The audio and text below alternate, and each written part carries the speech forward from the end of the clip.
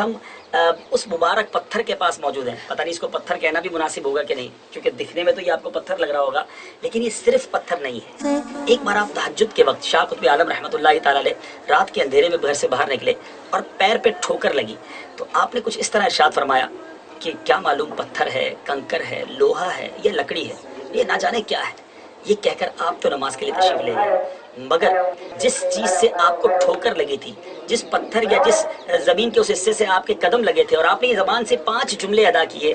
عجیب و غریب بات یہ میرے میٹھے اسلامی بھائیوں کہ یہ بتایا جاتا ہے کہ یہ 5 چیزیں، جی ہاں 4 چیزیں تو سمجھ آتی ہیں، کنکر، پتھر، لوہا یا لکڑی، لیکن 5ویں چیز نہ جانے کیا ہے وہ بھی اس میں موجود ہے. یہاں سے سنا ہے کہ انگریز لیبارٹری کے لیے یہ پیس بھی نکال کے لے گئے اور اب تک لیبارٹری نہیں بتا سکی ہے کہ نہ جانے کیا ہے.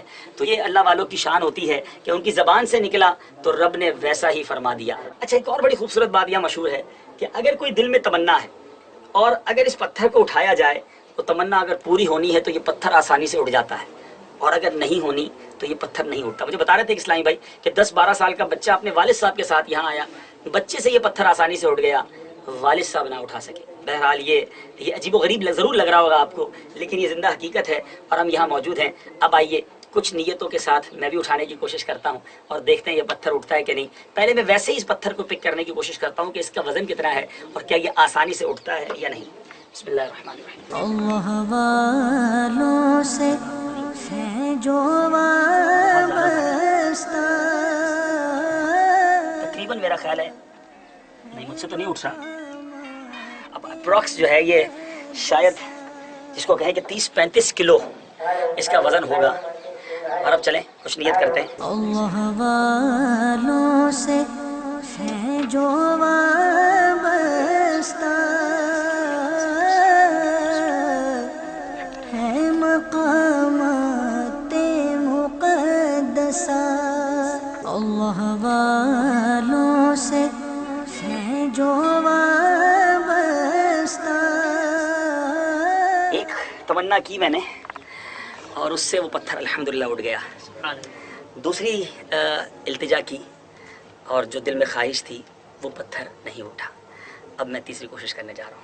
اللہ والوں سے ہے جو وابستہ، ہے مقامات مقدسہ. بتایا گیا کہ اگر یہ اٹھ تو گیا، لیکن جو مشکل سے اٹھتا ہے تو وہ خواہش یا وہ تمنا بھی تھوڑی مشکل سے پوری ہوتی ہے. جائیں گے. وہ سورۃ الاحقاف کے شروع میں آتا ہے نا کہ یہ جن ہستیوں کو پکار رہے ہیں نا ان کو تو پتہ بھی نہیں کہ ان کو پکارا جا رہا ہے، اور قیامت والے دن یہ ہستیاں ان کی دشمن بن جائیں گی اور وہ اللہ کو کہیں گی کہ یا اللہ انہوں نے ہمیں پکارا ہے، ہمارا کوئی قصور نہیں ہے، اور وہ ان سے اعلان برات کر دے گی. یہ ساری آیات میں نے مسئلہ نمبر 121 میں کور کی ہوئی ہے کہ بزرگ خود ہی دشمن بن جائیں گے بزرگوں کے ماننے والوں کے. اس پہ میں نے آیت نقل کی تھی، وہ سورہ الاحقاف کی آیت نمبر 5 اور 6. وَمَنْ أَضَلُّ مِمَّنْ يَدْعُو مِن دُونِ اللَّهِ، اس سے بڑھ کر گمراہ کون ہے جو اللہ کے علاوہ اور ہستیوں کو پکارے. مَن لَا يَسْتَجِيبُ لَهُ يَوْمِ الْقِيَامَةِ، جو قیامت تک اس کی بات نہیں سن سکتی. وَهُمْ عَنْ دُعَائِهِمْ غَافِلُونَ، بلکہ وہ تو ان کے پکارنے سے خود ہی غافل ہیں. وَإِذَا حُشِرَ النَّاسُ، اور جب قیامت والے دن لوگوں کو جمع کیا جائے گا، كَانُوا لَهُمْ أَعْدَاءً وَكَانُوا بِعِبَادَتِهِمْ كَافِرِينَ، تو وہ خود ہستیاں ان کی دشمن بن جائیں گی اور وہ ان کی عبادت کا انکار کر دیں گی. یعنی اتنا ڈر جائیں گی اللہ سانو نہیں انہوں نے پکارا، پتہ نہیں کیوں پکارتے رہنے. سر اللہ کے سامنے کون کھڑا ہو سکتا ہے؟ تو اللہ کے علاوہ کسی کو آپ غائب میں مدد کے لیے دعا کے طور پہ نہیں پکار سکتے.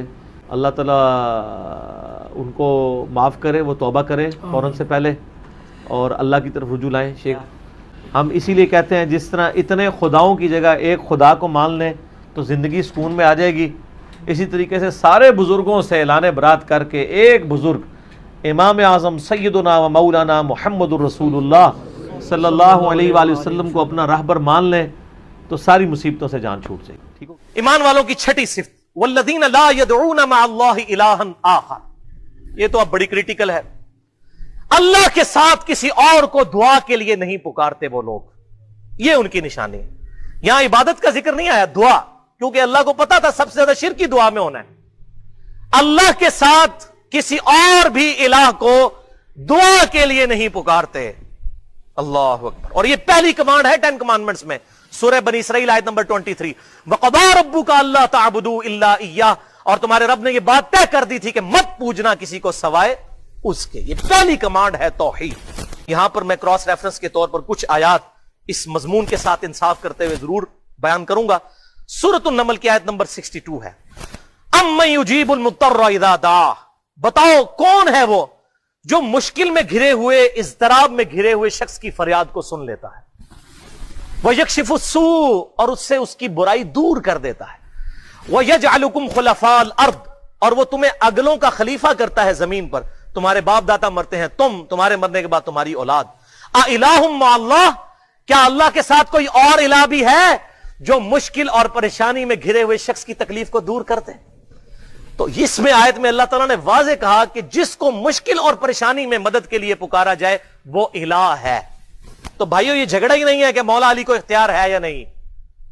मौला अली को इख्तियार हो तब भी, शेख अब्दुल कादिर जिलानी को इख्तियार हो तब भी, गैब में मदद के लिए उनको पुकारना ये दुआ है, और दुआ इबादत है, और इबादत अल्लाह ताला के साथ खास है। इय्याका नअबुदु व इय्याका नस्तईन, ऐ अल्लाह हम सिर्फ तेरी ही इबादत करते हैं और गायब में मदद के लिए सिर्फ तुझी को पुकारते हैं। ये अप्रोप्रिएट ट्रांसलेशन है।